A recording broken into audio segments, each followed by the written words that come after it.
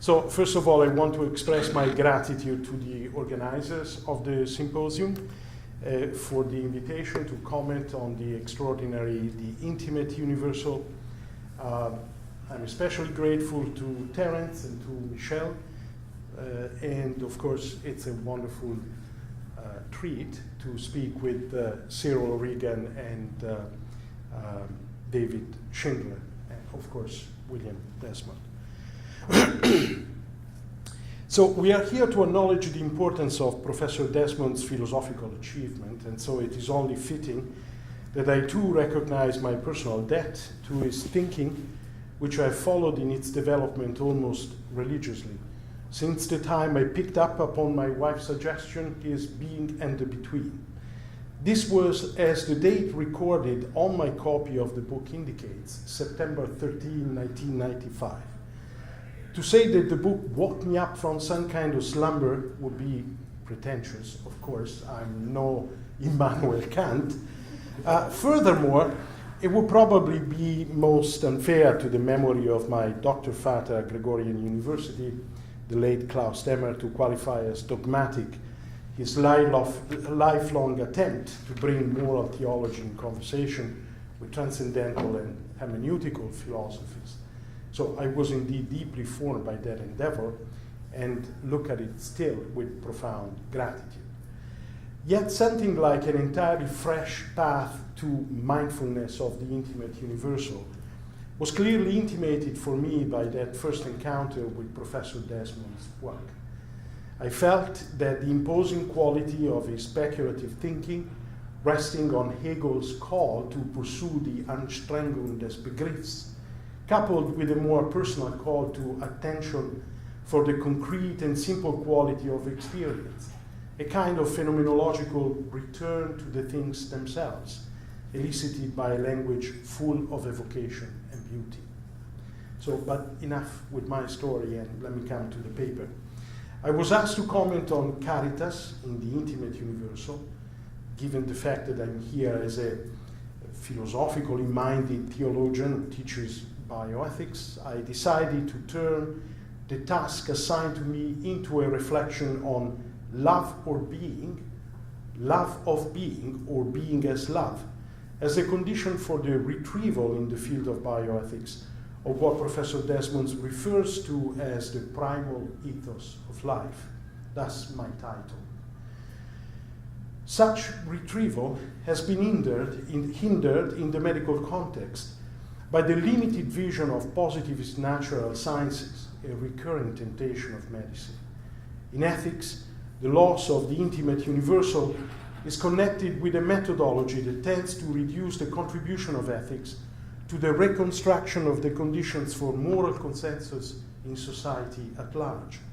This is clearly too thin a ground for bioethics, especially because what is at stake in the field are not just issues of public consensus, reducible to the minimal denominator of an empty ethical generality, but deeper questions of meaning concerning the place of science and technology in a democratic society, the dignity of the human person, and the well-being of the ecosystem. The search for meaning entails much more than simply rearranging the internal coherence of a content-thin strategy. It is not enough to keep the system open to the latest normative integration in an endless exercise of reflective equilibrium if such a system fails to address deepest matters of our humanity. Brilliant moral theories might come too late when ethics has already lost its soul. So in the articulation of the agapeics of the intimate universal, I find inspiration for a richer bioethics, as Leon Kass put it. In particular, in it, I see the conditions, not just epistemological, but more deeply metaphysical, for articulating the balance between the extremes of what seems to define ethical discourse today. A univocal foundationalism on the one hand, and an equivocal relativism on the other. The former is the attempt to reduce the practical and therefore dynamic quality of the ethos to an abstract notion of the good, grounded in an essentialist understanding of human nature. A certain neo-scholastic tradition of natural law, as well as more recent versions of ethical essentialism, especially in the analytical mode, might be taken as examples of such an approach. The other extreme is offered by social constructionism that relativizes the historicity of the ethos, thus deconstructing any anthropological constancy that could provide a basis for ethical judgment. The intimate universal offers the promise of a different middle in the grounding of moral norms and calls for a notion of metaphysics that enables the retrieval of the ethical between. So my paper comprises 3 parts. In the first, I will make general claims about the predicament of contemporary bioethics with respect to what I call the oblivion of the intimate universal. In the second part, I reflect more specifically on the cases of assistive reproductive technologies and so-called aid in dying, showing how the ethical reflection on both practices reflects a distancing from the call of intimate universality, and thus warrants a kind of retrieval.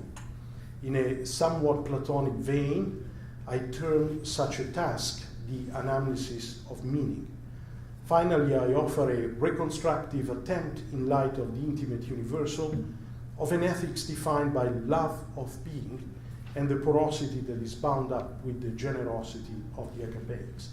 So I'm not going to go through the old paper, unfortunately. Well, I mean, fortunately for you. So I'll just work on the first part, then I'll just mention something about assistive reproductive technologies, skip entirely the question of death and dying, because it's a beautiful day, and then come to the conclusion. And of course, you have to tell me when I need to. Okay. So my first point is titled The Wasteland of Medical Ethics and the Oblivion of the Intimate Universal. Some time ago, Warren Reich suggested that the problem of the search for meaning in medical ethics might be illustrated by the metaphor of the stethoscope. Richard Barron, in a famous article for the Annals of Internal Medicine, tells the story.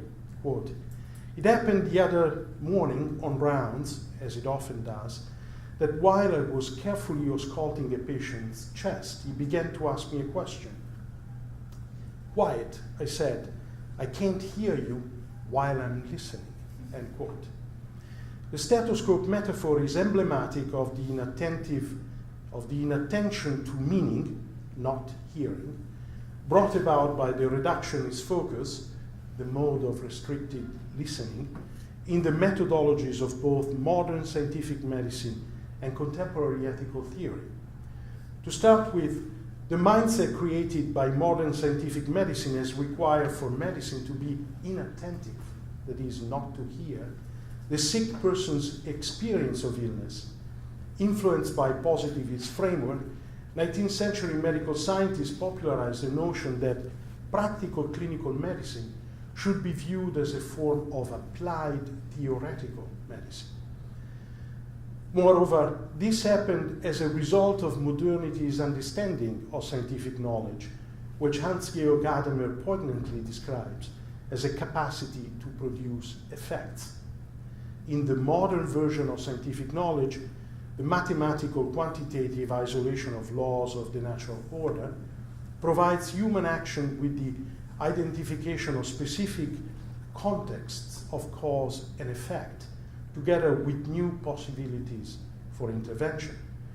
In relation to clinical medicine, such an idealization entails a tendency to reduce the praxis of medicine with its matrix of subjective components and contextual features to the detached objectivity of theoretical knowledge, and to interpret the healing process itself as a production of effects.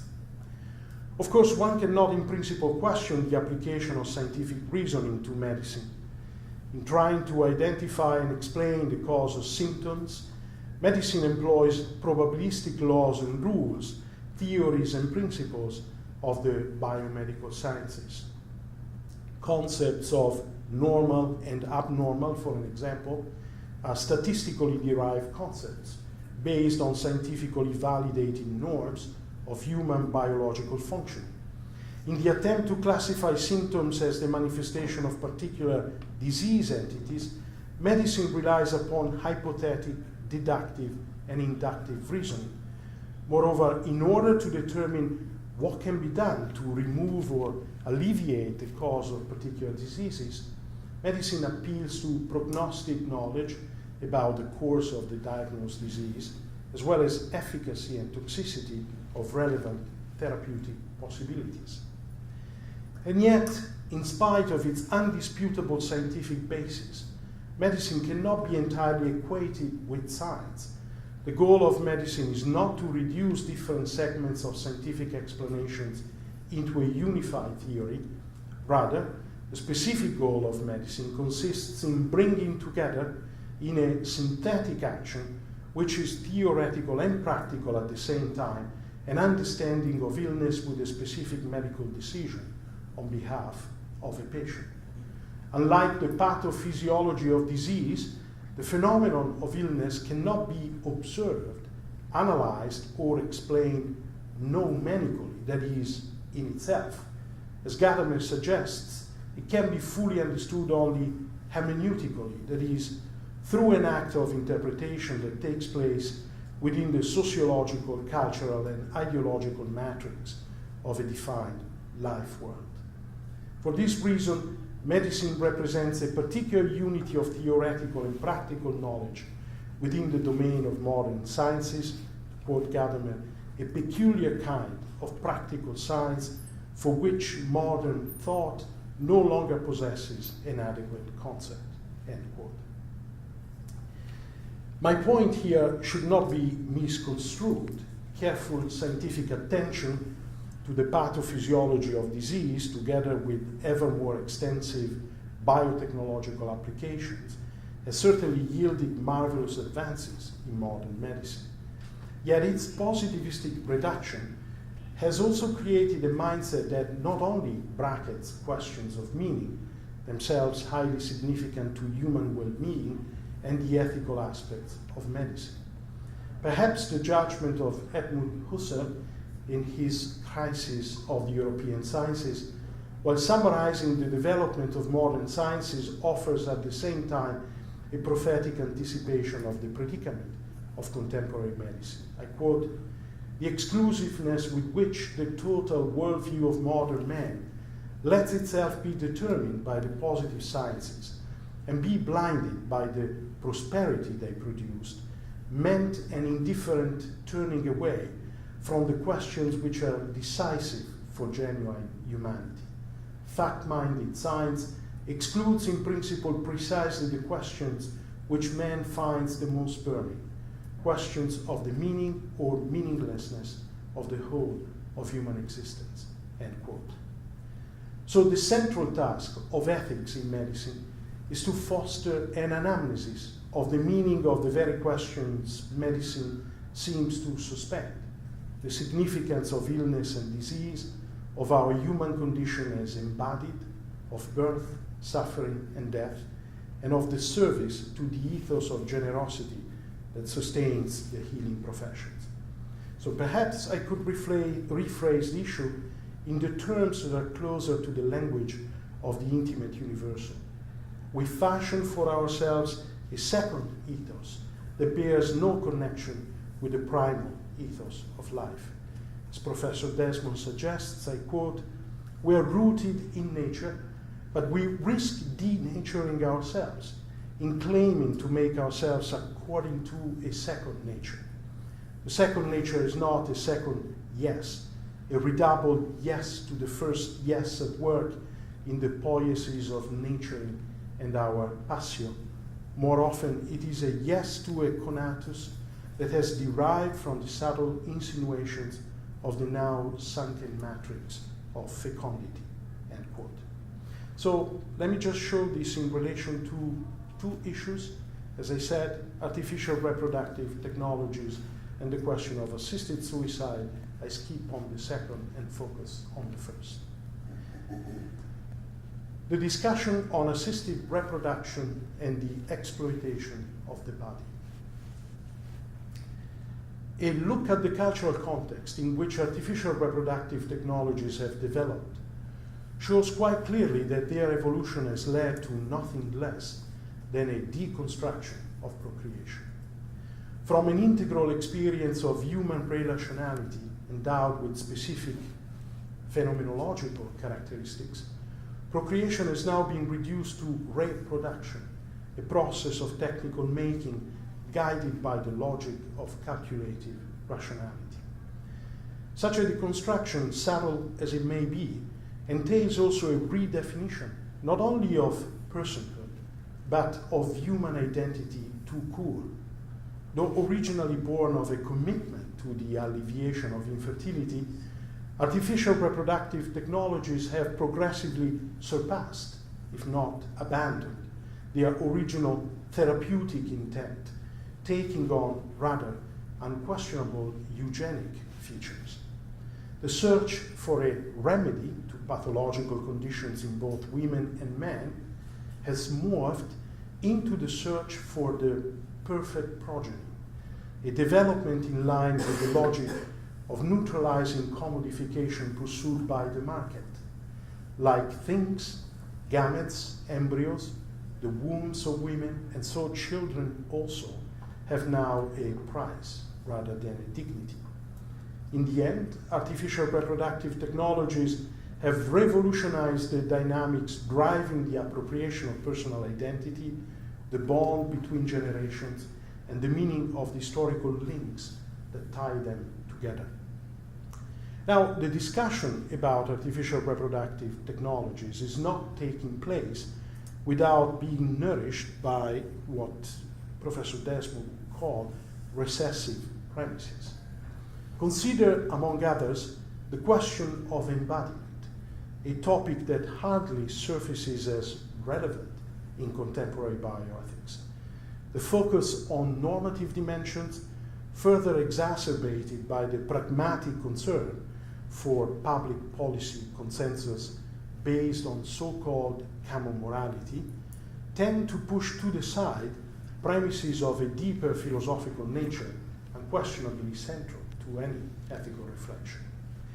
Take as an example the recently publicized case in the American news concerning the Food and Drug Administration approval of an in vitro fertilization technique which uses DNA from 3 people in an attempt to prevent certain illnesses like muscular dystrophy and respiratory problems. The United Kingdom's fertility regulator, the Human Fertilization and Embryo Authority, already changed its own laws in December 2016 to permit the procedure. And last January, the announcement came from Ukraine that a child had been successfully produced with such mitochondrial transfer technique. So most commentators, especially scientists and doctors, welcome the advent of yet another technological fix to a congenital predisposition with an attitude of unquestionable awe. On the other hand, the more critically minded, among them ethicists, are willing to grant that some moral problems for this 3-parent baby solution do exist after all. Doubts about safety are raised together with the fear of unforeseen eugenic slippery slopes. Strangely passed over in silence, though, remains the most obvious question: whose child will this baby be? So, of course, experts are quick to rebut this preoccupation as scientifically naive, if not totally unfounded. They reassure the concerned public that because the female donor of healthy mitochondrial DNA to the defective biological mother provides, in the end, a very negligible genetic contribution, what she should not be described appropriately as a parent. However, when considered from another angle, namely that of the personal identity of the child thus produced, the question whose child will this baby be comes to the fore as actually very serious. And this is so because personal identity is now imperiled by what I would call an ambiguity of belonging. For the child so produced, the embodied matrix of traceable biological deaths, represents more an opportunity for doubt than a condition for self-identification. Lack of evidence about one's distinct genetic lineage may turn the trust in the source that gives to be, under normal circumstances, the syngamy of two genomes, into puzzlement about one's own origin and identity. So examples could be multiplied ad infinitum. I have others in the paper, but the questions I want to raise are the following. How important is it to unpack what remains tacit in the bioethical discussion, and why? What are the philosophical models of embodiment presupposed by medicine and bioethics today? And finally, what are the conditions for the articulation of the philosophy of embodiment in the Christian framework? A theologically defined anthropology speaks to the nature of the body as gift, the person as a unified totality, and points to the intersubjective quality of the body as a medium of relationality. How is one to make philosophical sense of those categories, unequivocally rich, yet also culturally opaque? So to begin with, there's no denying the paradoxical situation within which those questions are posed. As the intimate universal suggests, on the one hand, we block fertility, and on the other hand, never have such extraordinary and emergency technique been available and used to promote unblocked fertility. Furthermore, our book, and the corpus of Professor Desmond in general, provides a genealogical interpretation stemming from the recognition that the development of artificial reproductive technologies, especially in their most extreme expressions, stands squarely within the legacy of a dualistic anthropology, itself resting upon a broader attitude toward being as such. Anthropology reflects a very specific view of metaphysics, of what does it mean to be, and the mechanization of the body brought about by modernity should be properly understood when seen within the horizon of a more general neutralization of reality. This world, now become objective, stands also empty of meaning before a subject that constitutes the only presence of value. As neutral, the natural order has no language of its own, no deeper message to convey to an observer willing to see or to listen. This is so because a deep perplexity has now replaced the ancient wonder about the inherent value of being, more about the inherent goodness of being. In this view, the subject has become also the only source of value in an ethical sense. The good is not, as in the classical definition, what everyone wants, bonum est quod omnes appetunt. Rather, what we want, we call the good. So Hobbes, and of course his contemporary contractualist versions. Whether responding to the necessity of a rational ordering of duty, as in the Kantian version of autonomy, or the maximization of value in a network of effective powers, as in the calculative prudence of utilitarian rationality, the moral self of modernity, according to Professor Desmond, emerges as a radically self-assertive. Moreover, the moral self stands before the good as a disembodied self, autonomous because separated not only from what it sees as the heteronomy of nature, including that of the body, but also the heteronomy of larger claims to social solidarity, as in the various versions of individual liberalism. The modern self, as Alistair McIntyre and Charles Taylor have so eloquently highlighted, is in the end the unencumbered self, an atomistic individuality that fails to recognize the embodied nature of communal and historically defined ties. In his latest encyclical letter, Laudato Si', Pope Francis has reminded us that the problems inherent in the modern paradigm cannot be denied any longer. For an example, in the face of the current ecological crisis. And yet, it is not only an explicitly Christian-inspired anthropology what raises doubts about our current predicament. So I find the debate within feminist theories, for example, on artificial reproductive technologies, as one that suggests something of the tensions intrinsic to the modern understanding of the body, procreation, and parenthood as neutral practices, as such, entirely open to endless manipulation. For sure, pro-interventionist feminist thinkers tend to welcome developments in reproductive technologies as positive. They promise, these technologies, to control nature, to redefine the meaning of gender constructions, relative especially to the distinction between male and female. In this view, invasive procedures that break women's link to biology, birth, and maternal nurturing can only further a feminist agenda of self-sufficiency and control. On the other hand, non-interventionist feminist thinkers see reproductive technologies differently, as a strengthening of arrogant human control over nature, and thus over women as part of the nature to be controlled. They see new reproductive technologies as an imposition upon women who look at themselves as failure if they cannot become pregnant.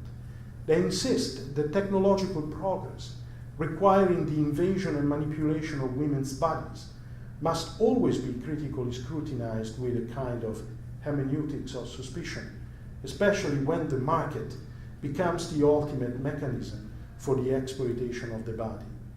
Indeed, it is hard to miss the marketing and advertisement strategies associated with fertility clinics and service providers, which understandably are eager to do what any business does best, sell to prospective customers, and this in the language of products and commodities. So there is more to body, procreation, and parenthood than our technical rationality assumes. There is an irreducible otherness to them that reflects the personal presence of the embodied person, an ontological incommunicability that resists any constructive pretense. Moreover, to recognize the embodied condition of our being in the world, to grant its radical otherness, is to abide by the symbolic reminder of our being given to be. In the flesh that nourishes our joy and suffering, pain and pleasure, lies the trace of the source that releases us into being. The subtle allusion, most often forgotten, at times denied, of the gift that we are, not from ourselves, but from another. I stop here because otherwise I would go well beyond my time. I think you get the gist of my paper. Thank you for your attention.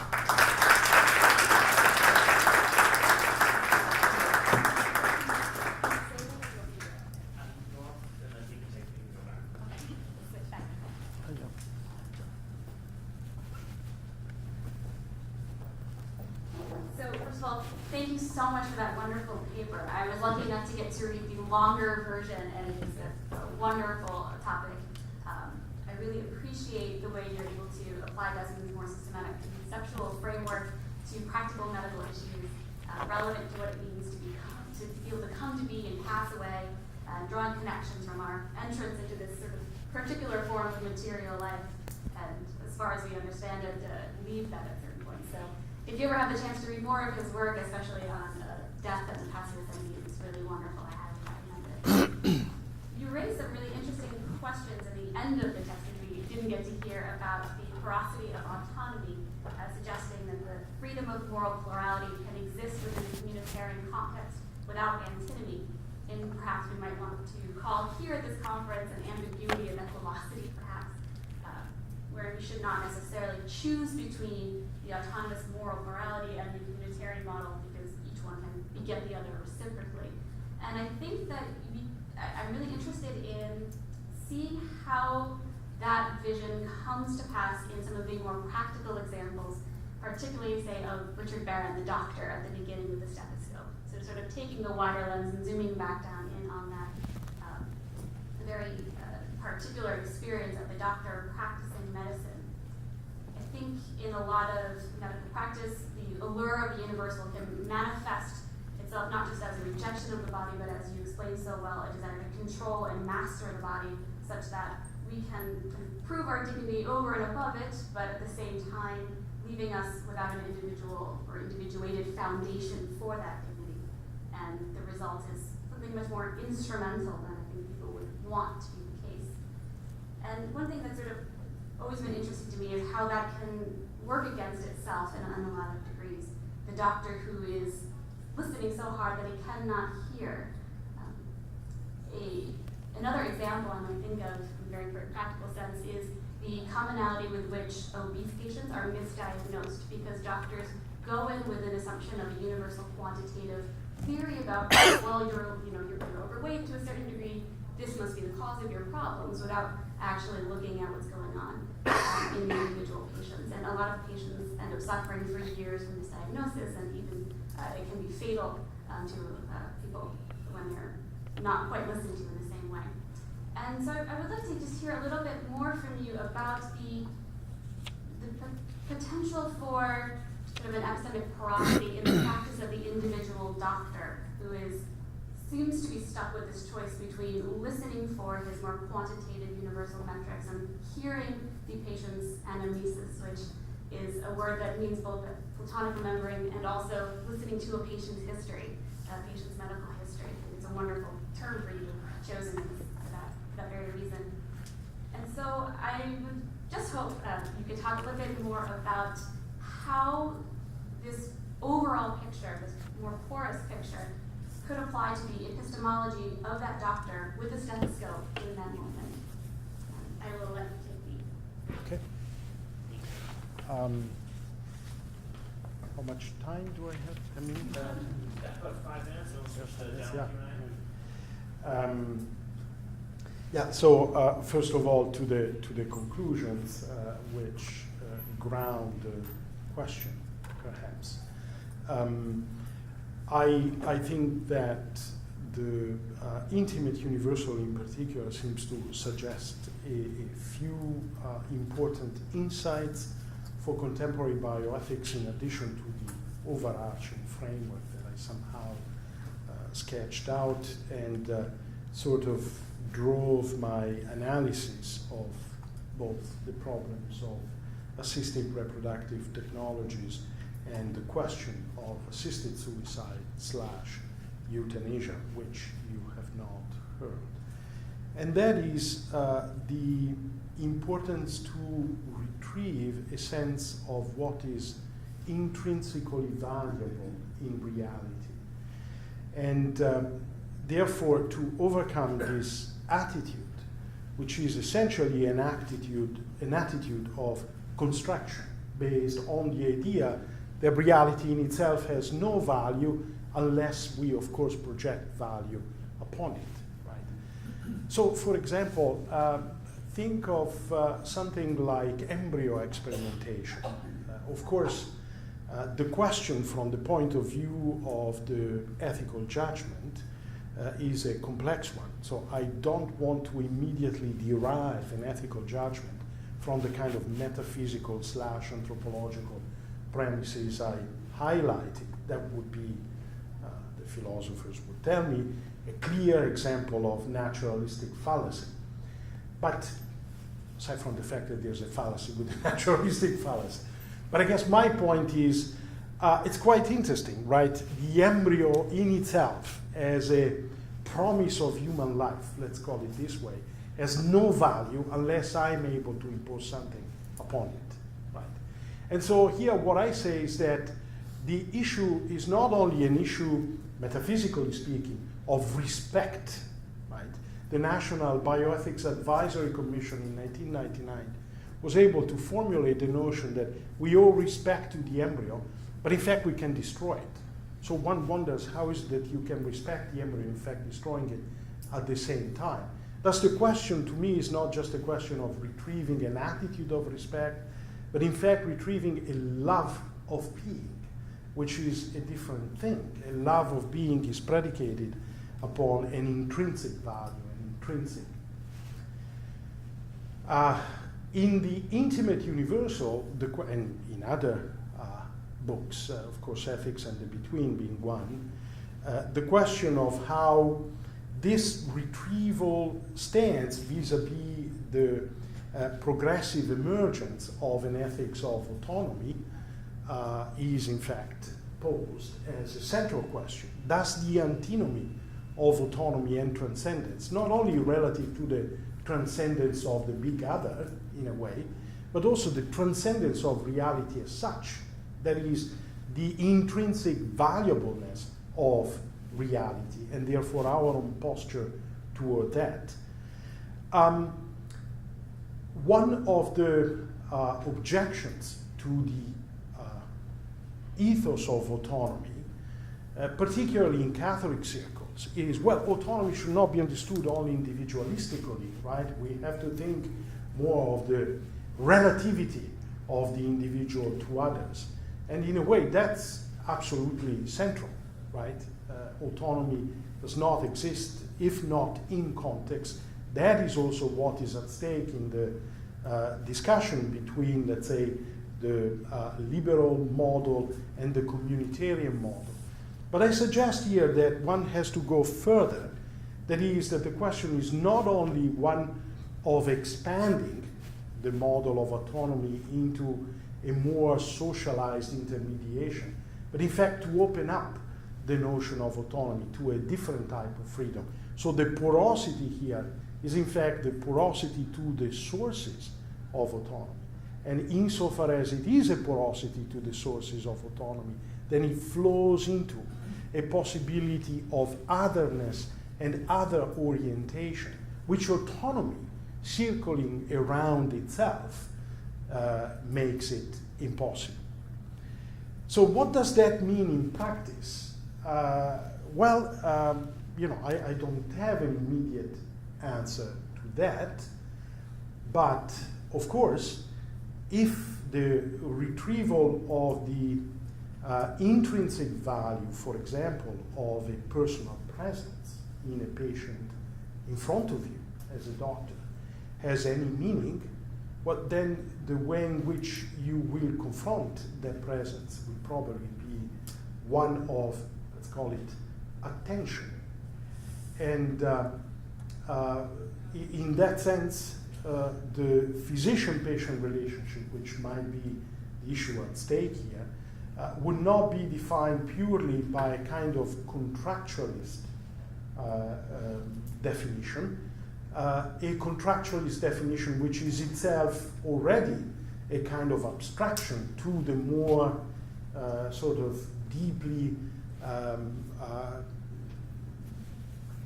communal exchange between patient and physician.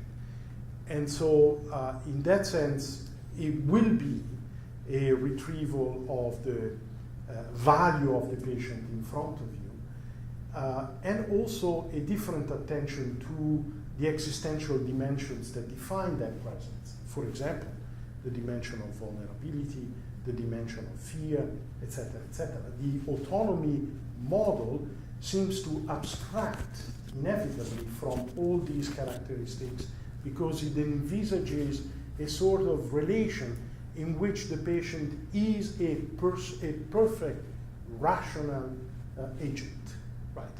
But in fact, the context of medicine, insofar as it is defined by disease, by illness, by fear, by vulnerability, is one in which the autonomy of the patient might not be able to be expressed in terms of that kind of abstract version of autonomy.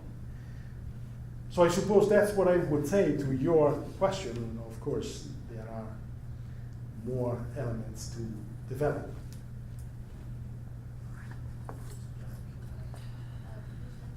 Yeah, of course. All right, if anyone has questions, follow up with Roberto, please.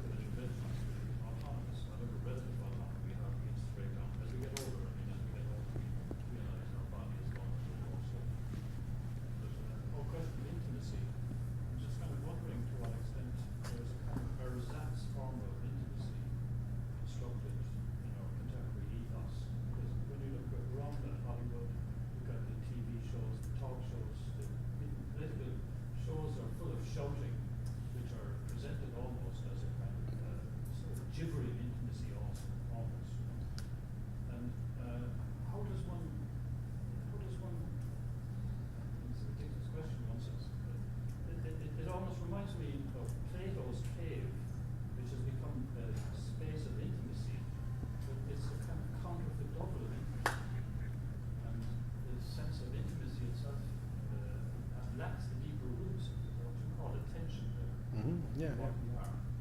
And at the same time, a sense of universality.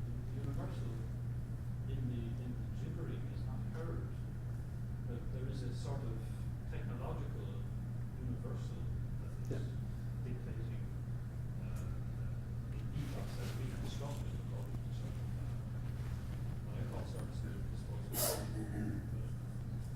We reproduce the elements that are essential, but in a kind of counterfeit form to a certain extent.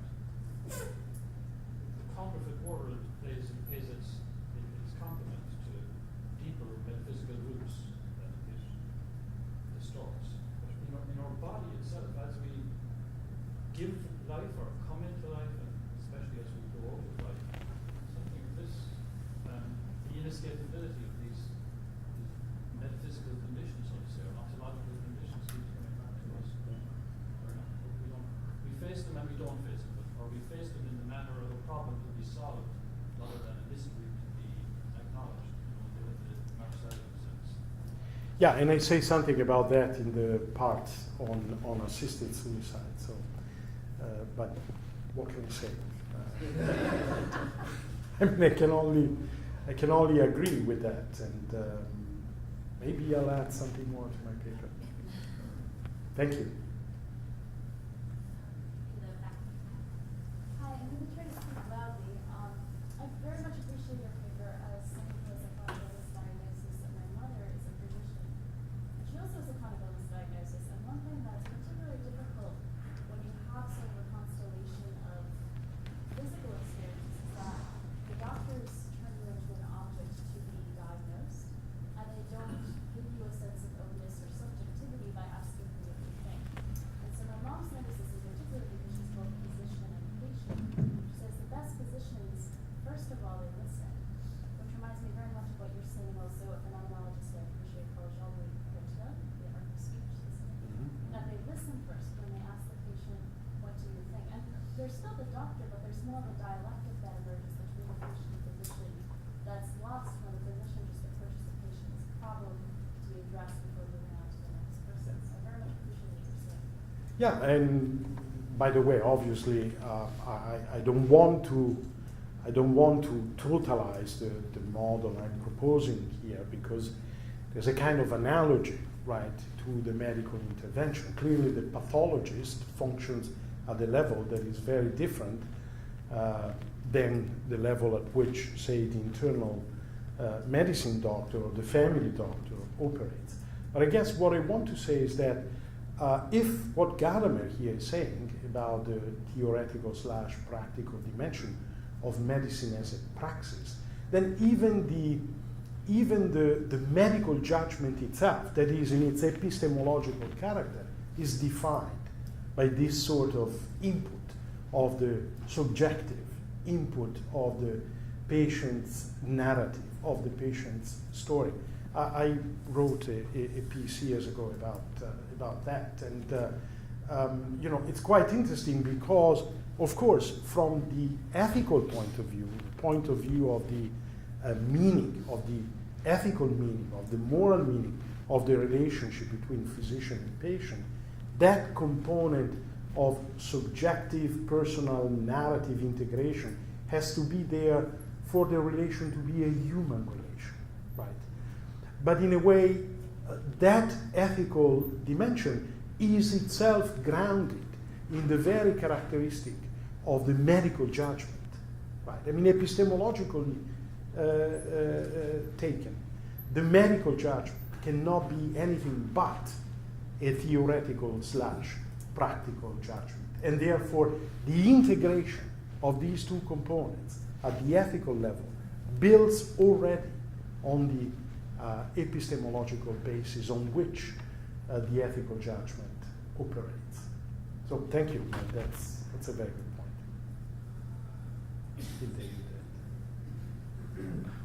Thank you very much for the paper. Quite illuminating and profound. One doesn't often hear these issues taken to the level of being, and it's remarkable how things change when you think of that. One thing that was called to mind during your paper was an interview I heard on NPR several years ago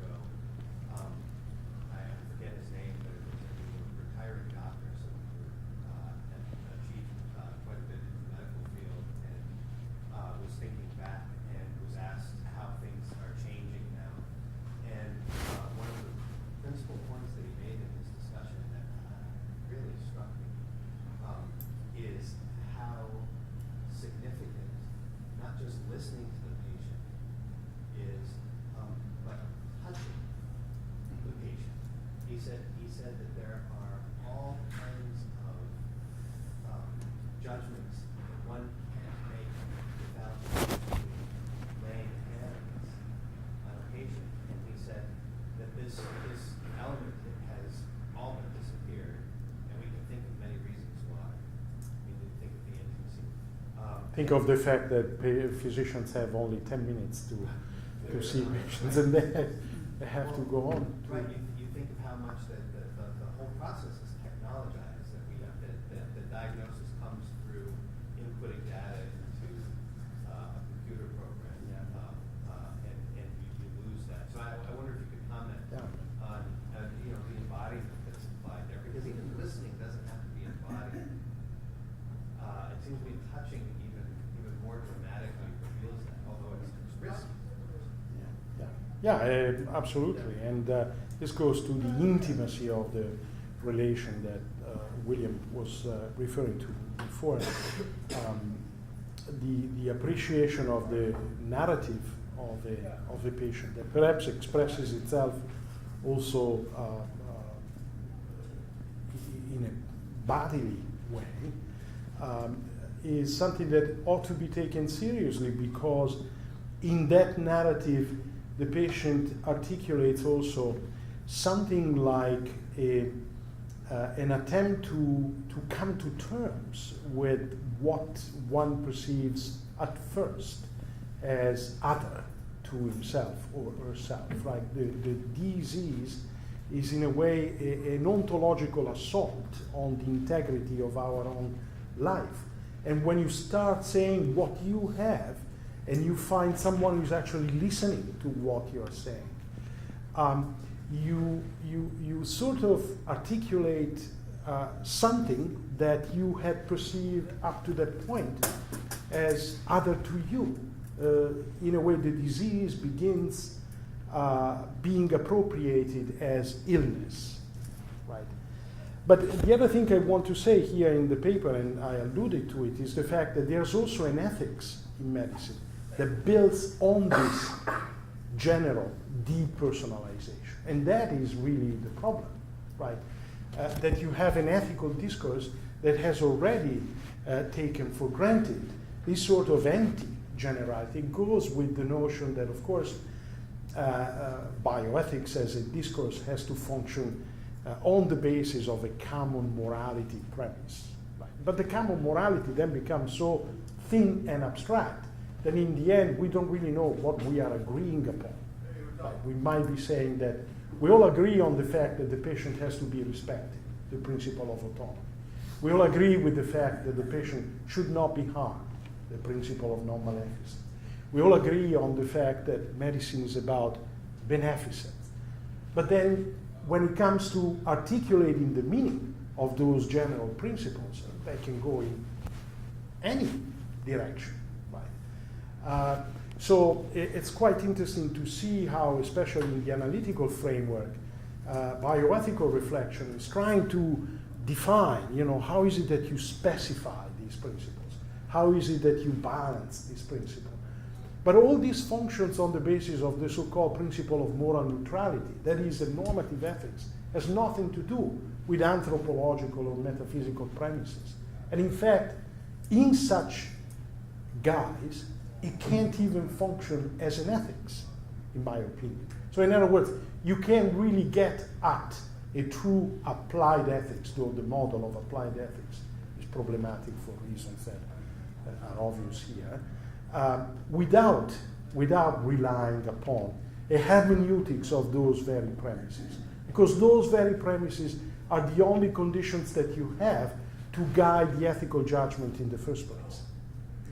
So, I guess what I'm saying is that it's not only medicine, but it's also ethics that is built on the kind of bracketing, right, of sort of intimacy or anthropological premises that ought to function as conditions for the ethical judgment.